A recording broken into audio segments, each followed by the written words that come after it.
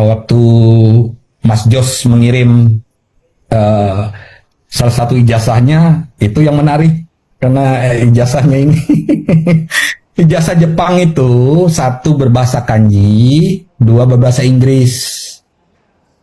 Jadi kalau mau ngedit yang bahasa Inggrisnya aja yang nipu-nipu lah gitu loh. Tapi kalau kanjinya itu punya presisi dan punya autentikasi dan punya sangat sulit untuk dilakukan modifikasi. Dan mereka punya standar untuk pengecekan itu. Nah, dicap basah katanya kemarin, cuma kertasnya kan warna putih tuh ya, warna putih. Kertas di Yamaguchi itu warna kuning.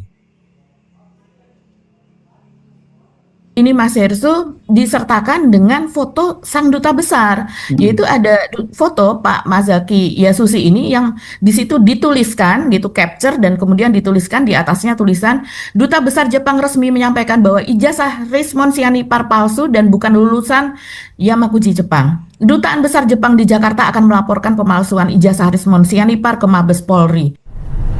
Saya Masaki Yasushi, Duta Besar Jepang untuk Indonesia. Terus begini, netizen juga bertanya-tanya bang, katanya Bang Rismon ini lulusan doktor dari Jepang. Nah ini bener nggak nih bang? Untuk membuktikannya sebaiknya kita sama-sama Pak Jokowi, gimana? Saya kan nggak presiden toh, tapi berani menunjukkan.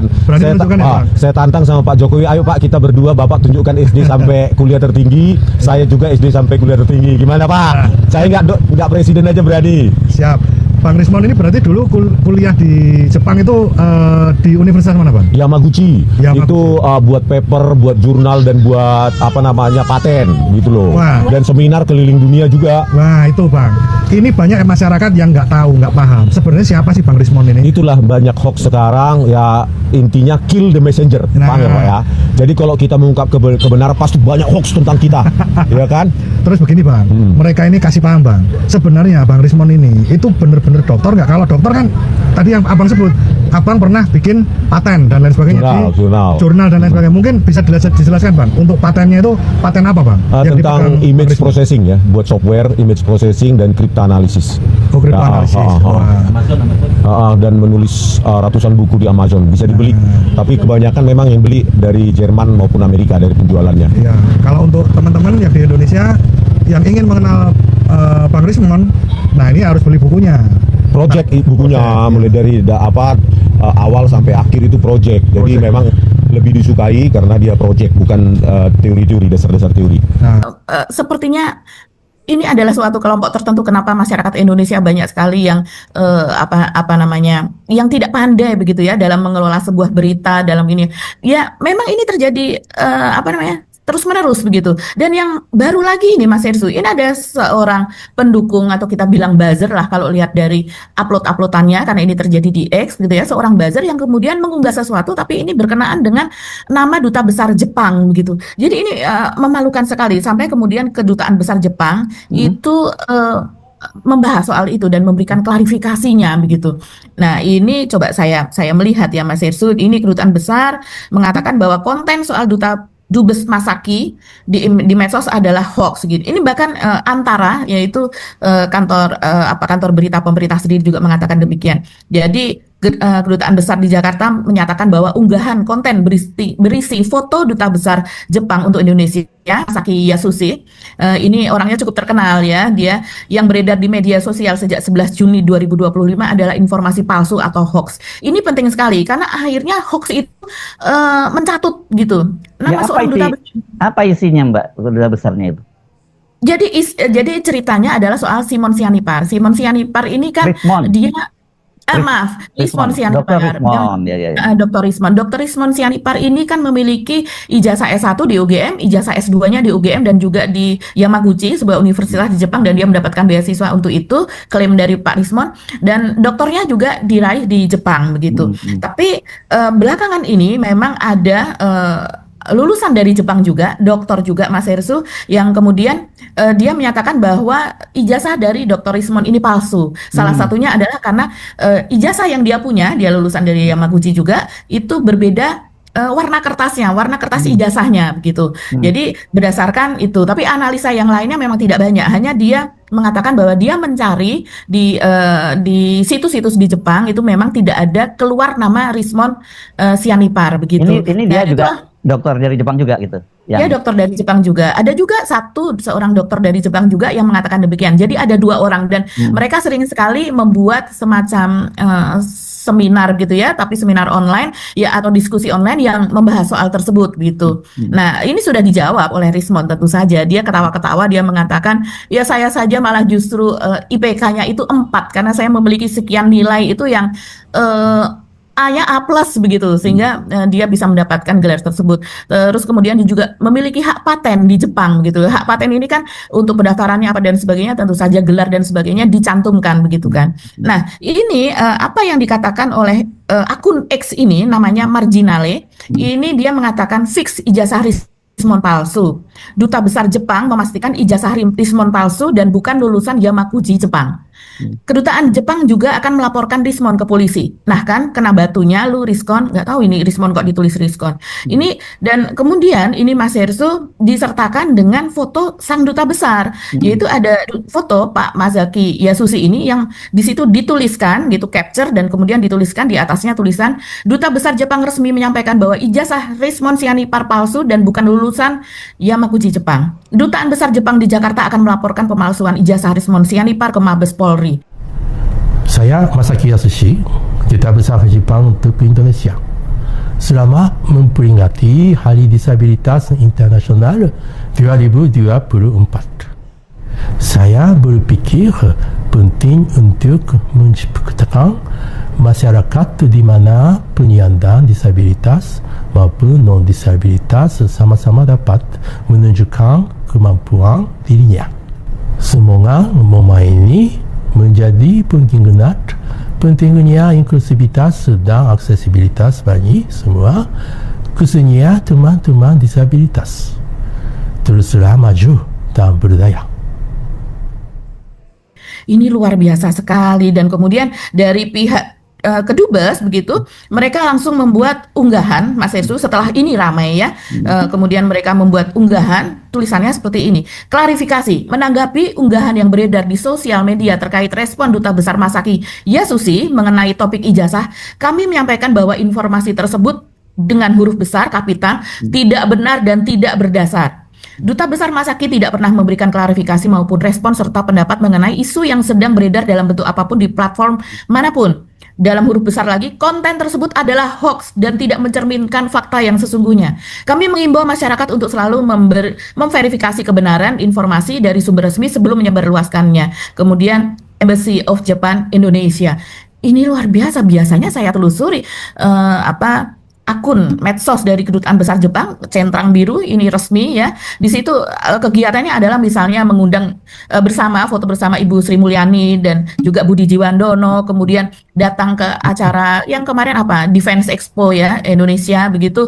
Karena di situ memang ada Mitsubishi yang kemudian ikut pameran di situ, kemudian bertemu dengan perusahaan-perusahaan Jepang yang ada di Indonesia, pemerintah memberikan penghargaan kepada warga Indonesia yang berprestasi dan sebagainya. Jadi hanya ini saja yang postingan nyeleneh terpaksa harus menanggapi akibat dari hoax. Kalau saya melihat The Marginale ini isinya memuja-muja Pak Jokowi dan juga memuja-muja Gibran. Ini kalau kita melihat postingannya itu menggelikan, Mas Hersu, bagaimana dia memuja-muja Pak Jokowi dan juga memuja Gibran. Tapi terlihat juga dia ini memang anti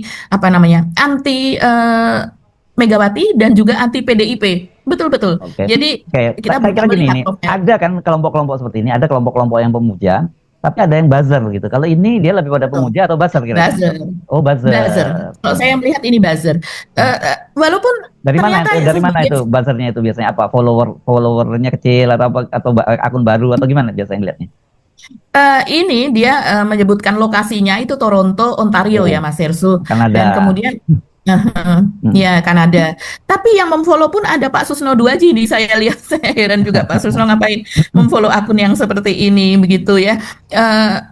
Kalau kita buzzer itu lebih kepada kalau sudah tingkatannya besar, followernya besar, orang melihat sebagai influencer. Ada juga yang di atasnya ada key opinion leader gitu ya. Sebagai ini yang biasanya banyak duit nih Mas Hersu, karena sekali posting aja sudah bisa sekian juta begitu. Tapi kalau seperti buzzer dan kemudian dia mengikuti ketentuan buzzer bayaran itu ya yang sekarang sering diledek itu hanya sekali posting atau apa atau komen begitu hanya Rp400. Ini sudah menjadi rahasia umum begitu. Oke. Jadi sekarang ini tanda-tanda memang pola yang lama gitu ya, mulai buzzer, mulai muncul, terus udah bully, itu berarti yang mesin politiknya Pak Jokowi udah mulai gerak lagi ya Mbak. Kemarin kan sempat bergerak jelas. sempat sebentar aja sebentar dia tiarap, tapi sekarang YouTuber Nusantara kemarin? Ya, makanya udah gerak. Dan kedua, bahwa terkonfirmasi bahwa Pak Jokowi memang masih sangat perkasa, masih sangat punya akses kekuasaan, itu adalah banyaknya juga komisaris-komisaris ya orangnya Pak Jokowi yang masuk yang terbaru kemarin terakhir siapa, Giring misalnya ya masuk ya, terus ada siapa lagi Mbak yang pokoknya terlihat lah banyak sekali orang-orang Pak Jokowi yang masih bisa. Grace Natali Grace Natali udah lama kan, kan Grace Natali sudah lama dari awal gitu. Enggak yang baru-baru ini yang Pak Jokowi yang terbaru ya saya kira Matutina tadi itu siapa, Sylvester Matutina itu kan masuk itu dari Sylvester Matutina ini Bang Rocky ini yang paling tahu ini. S2 di UGM juga saat itu. UGM jurusan Teknik Elektro juga. Teknik Elektro juga. Tahun 1999 2000 gitu, lulus 2002. S2 lagi saya di Jepang. Oh, ada S2 di Jepang juga? Saya minta, Bang. Karena agak kurang keren S2 UGM gitu. Bukan apa-apa, Bang. Memang dibilang dosen. Di Jepang itu dapat beasiswa dari mana? Bunbu Kagakuso. Oke, karena pemerintah Jepang. Tapi kan biasanya Anda harus dosen itu. Iya, waktu itu. Kayaknya sekarang udah enggak lagi. Iya, dosen di Mataram. Oh, Unram. Iya. Sampai tahun berapa? 2003 sampai 2008 ya, 2007. Ya, 2003 sampai 2007.